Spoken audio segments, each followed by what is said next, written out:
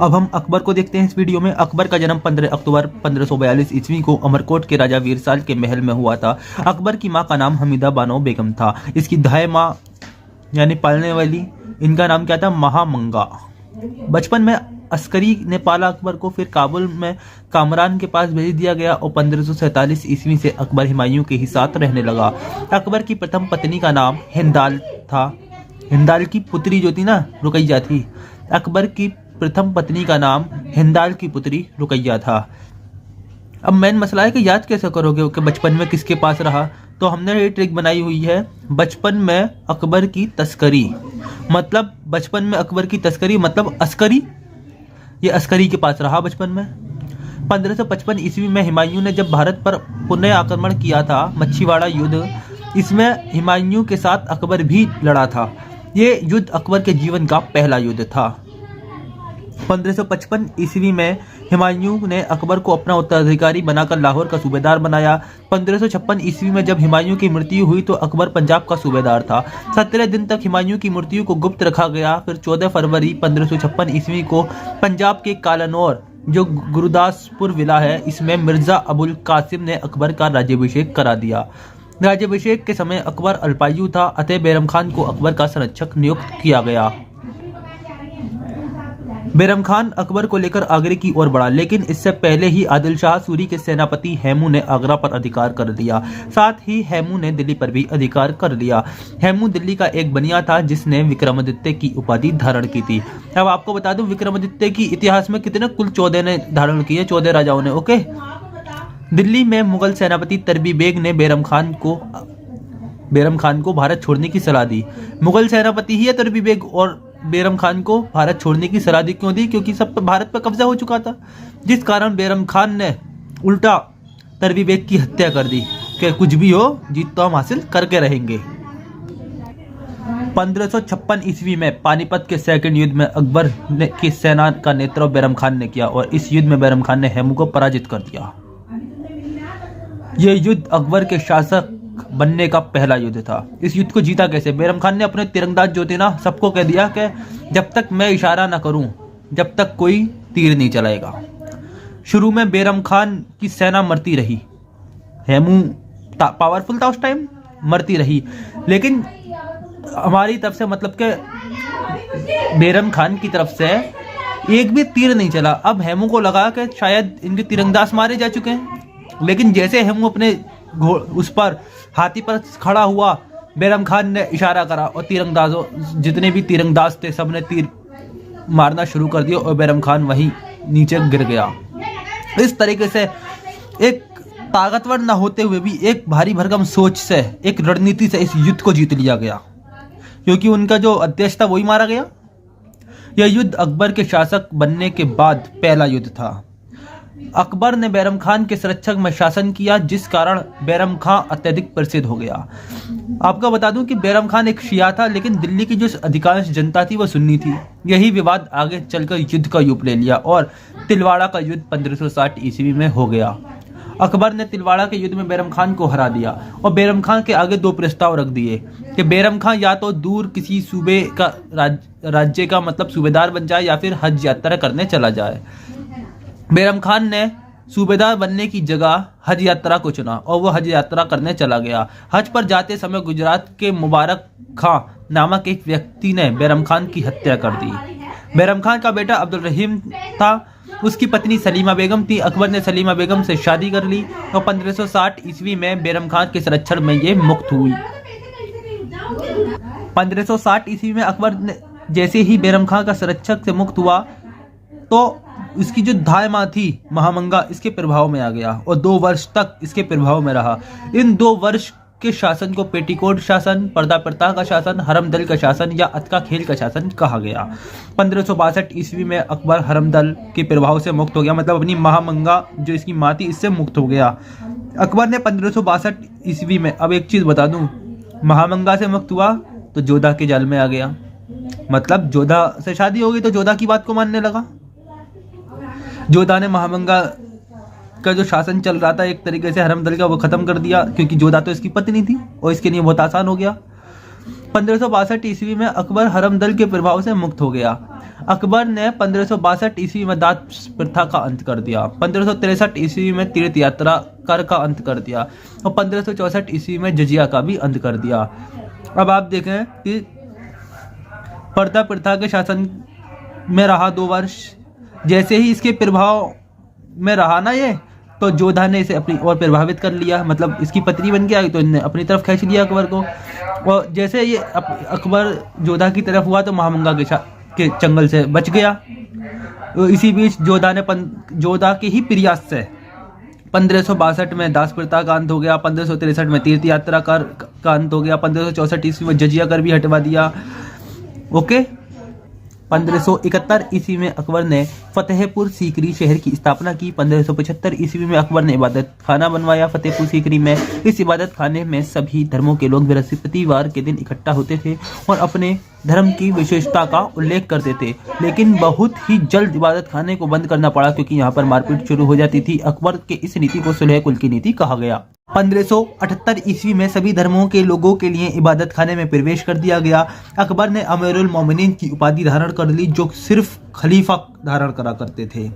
1579 ईस्वी में अकबर ने मजहर की घोषणा की। इसके तहत धार्मिक मामलों में अकबर सर्वोपरि रहा।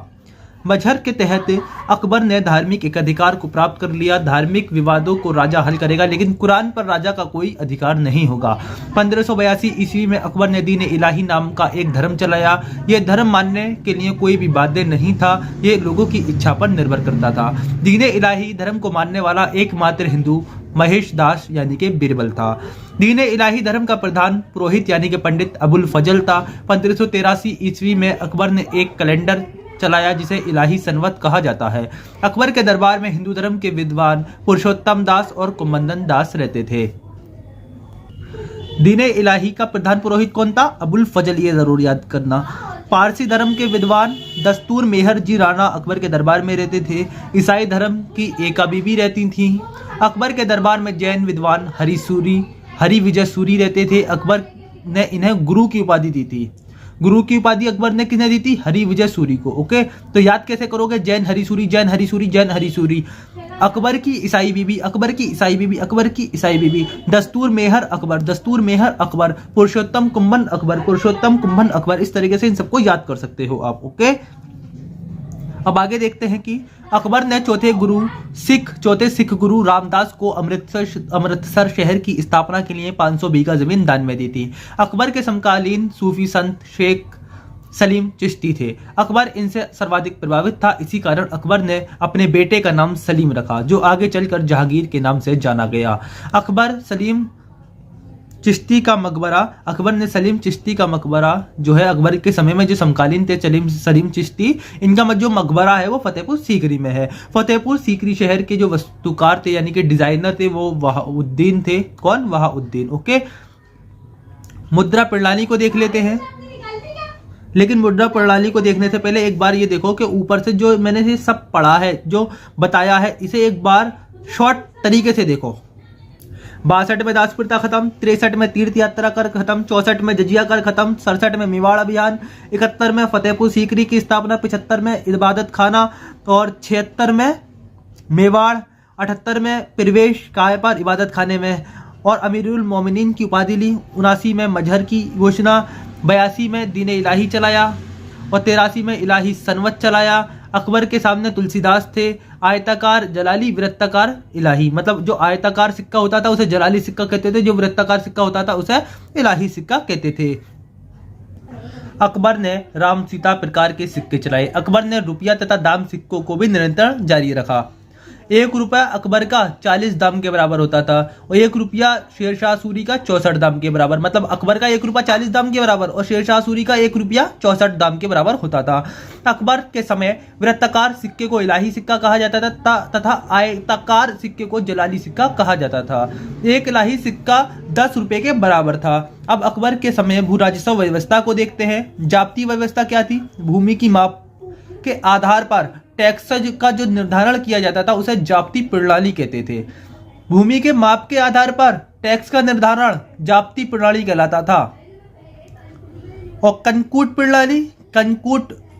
प्रणाली उपज के ध्यान में रखकर जो टैक्स निर्धारित किया जाता था उसे कनकूट व्यवस्था कहा जाता था। अब याद कैसे करोगे, जाप्ती और कनकूट को याद कैसे करोगे? इतना याद रखो, जाप्ती की माप मतलब अकबर की जाप्ती माप याद कर लो। और जाप्ती जो व्यवस्था थी शेरशाह सूरी भी लेके आया था, शेरशाह सूरी भी लाया जाप्ती व्यवस्था और अकबर भी लेके आया। तो याद कैसे करोगे? अकबर की जाप्ती माप मतलब भूमि की माप के आधार पर लगान। ओके, अब कनकूट याद कैसे करोगे? कनकूट शॉर्ट तरीके से तुम्हारे दिमाग में आ रहा होगा कि उपज को कूट कनकूट का कूट आ रहा है पीछे, और उपज को ध्यान में रखकर टैक्स लगाया जा रहा है, तो हम खाली यहां से उपज उठा लेंगे, तो क्या कहेंगे? उपज को कूट। और अगर अकबर को भी लेना है साथ में, क्योंकि अकबर की है, तो अकबर उपज को कूट। क्या याद करना है अब आपको? खाली इतना याद करो, अकबर उपज को कूट, अकबर उपज को कूट, अकबर उपज को कूट मतलब अकबर लेके आया, उपज के आधार पर टैक्स लगता था इसमें, और इसे कनकूट प्रणाली कहा जाता था। इसके बाद आता है आईने देहसाला। 10 वर्षों के औसत उपज के आधार को मानकर टैक्स का निर्धारण करना आईने देहसाला कहलाता था। मतलब 10 साल तक जितनी भी उपज हो रही है ना, उसका एक औसत के आधार पर यह लगान निर्धारण की एक औसत प्रणाली थी। इसका श्रेय जो है टोडरमल को कहा जाता है कि टोडरमल लेके आया था। और टोडरमल जो था ना, वो शेरशाह सूरी के दरबार में भी था। भूराजस्व को खराज कहते थे।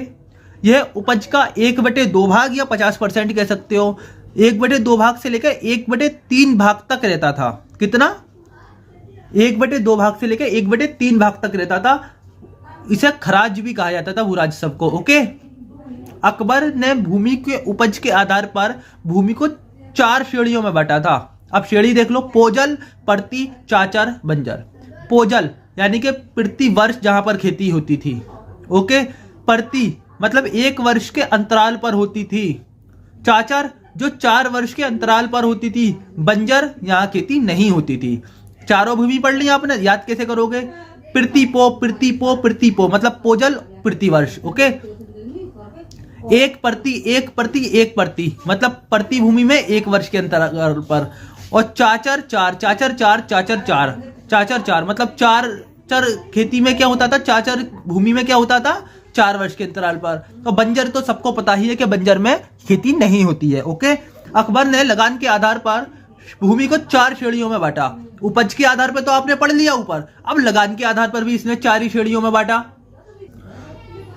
तो इसमें कौन कौन सी आती है? 4 खालसा भूमि आती है, जागी भूमि आती है, पैबाकी भूमि आती है और मददमाश भूमि आती है।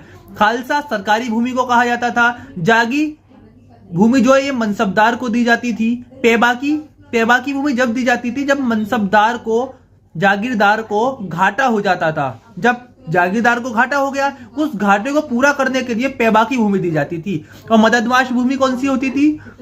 ये दान में दी जाती थी। मददमाश मतलब मदद का मतलब ये आप समझ चुके होंगे। मददमाश भूमि दान में दी जाती थी। अब अकबर के नौरत्न को देखते हैं हम। अकबर के नौरत्नों में देखो आप, अकबर के दरबार में विभिन्न क्षेत्र के 9 विद्वान रहते थे, जिन विद्वानों को नवरत्न कहा जाता था। पहला है बीरबल। इसका असली नाम जो था ना, वो महेश दास था। यह दीन इलाही को मानने वाला एकमात्र हिंदू राजपूत था। अकबर के प्रधान सलाहकार थे ये। इनकी मृत्यु 1586 ईस्वी में यूसुफ जाही विद्रोह को दबाते हुए हो गई थी। इन्हें उपाधि प्रिय तथा राजा की मिली। ओके, तो अब अगला देखते हैं तानसेन। ये अकबर के दरबार में सबसे प्रसिद्ध संगीतकार थे। इसका जन्म ग्वालियर में हुआ था। इसका मूल नाम रामतनु पांडे था। इसकी प्रमुख रचना मियाँ की टोपी, मियाँ का मल्हारा। ओके, तो हम याद कैसे करेंगे? तानसेन की टोपी, तानसेन का मल्हार, तानसेन की टोपी, तानसेन का मल्हार। ओके, अब देखो कि तीसरा क्या है? मानसिंह। ये राजा बहरमल का पोता था, भगवान दास का बेटा था। तो अकबर ने इस सर्वाधिक जो युद्ध इसी के नेतृत्व में जीते थे। ओके, इसके बाद हम टोडरमल को देखते हैं। ये अकबर के दरबार में भूमि तथा राजस्व सुधारक था। इन्होंने राजस्व के क्षेत्र में एक नई व्यवस्था आईने देहसाला को लेके आया। टोडरमल अकबर से पहले शेरशाह के दरबार में भी कार्यरत था। आईने देहसाला समझ तो गए होंगे, 10 साल का औसत उपज के आधार पर। ओके, इसके बाद हम देखते हैं कि अबुल फजल ये दीन इलाही धर्म का मुख्य पुरोहित था। इसने अकबरनामा पुस्तक लिखी जिसमें अकबर की चर्चा है। ये पुस्तक 7 साल में लिखी गई। इस पुस्तक के 3 भाग हैं। तीसरा भाग आईने अकबरी कहलाता है, जो खुद अबुल फजल की आत्मकथा है। और 1602 ईस्वी में वीर सिंह बुंदेला ने इसकी हत्या कर दी। फिर छठा आता है फेजी। अबुल फजल के बड़े भाई थे। फेजी जो थे ना, ये अबुल फजल के बड़े भाई थे जो कवि के पद पर थे। इन्होंने गीता तथा लीलावती पुस्तक का फारसी में अनुवाद किया था। ओके, इसके बाद आता है अब्दुल रहीम खाने खाना। ये बैरम खान का पुत्र था, सलीमा बेगम का भी ये पुत्र था, लेकिन अकबर ने सलीमा बेगम से बाद में शादी कर ली थी।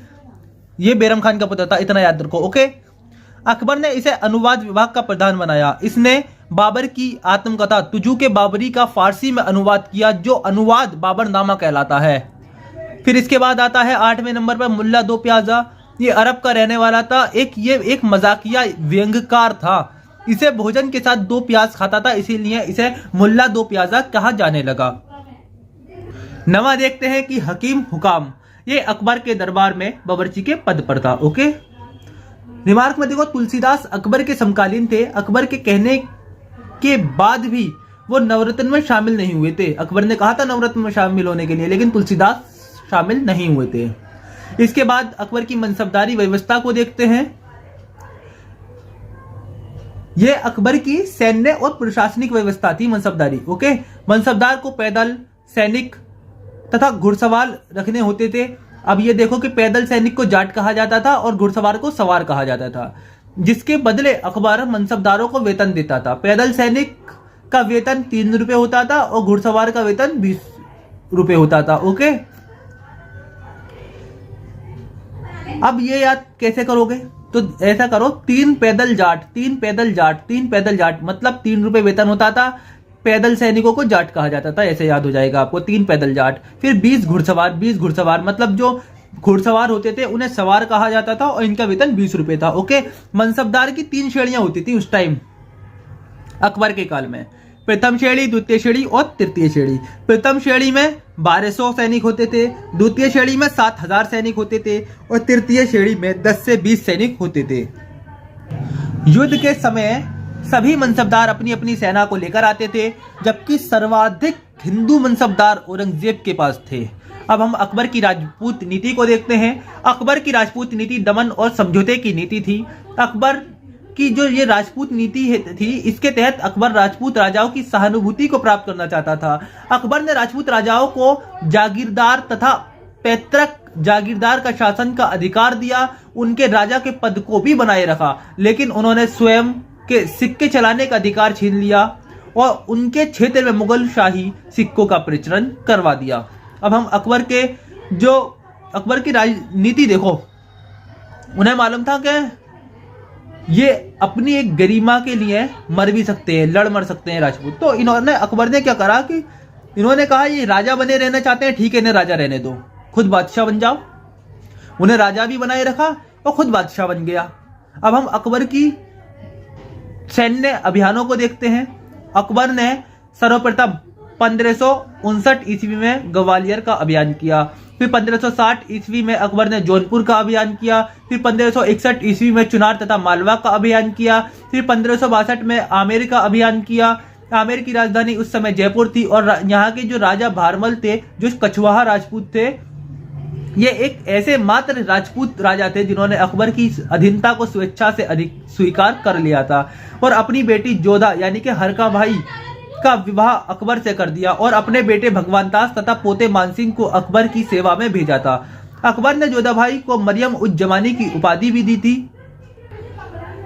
तो याद कैसा करोगे इसे कि जोधाबाई की उपाधि को कैसे याद करोगे? जोधा उज जमानी, जोधा उज जमानी, जोधा उज जमानी मतलब जोधाबाई उज जमानी यानी कि मरियम उज जमानी। ओके, ये गोंडवाना यानी कि एमपी की जो रानी थी दुर्गावती, जो संग्राम सिंह की विधवा थी, इसने कभी भी अकबर की अधीनता को स्वीकार नहीं किया।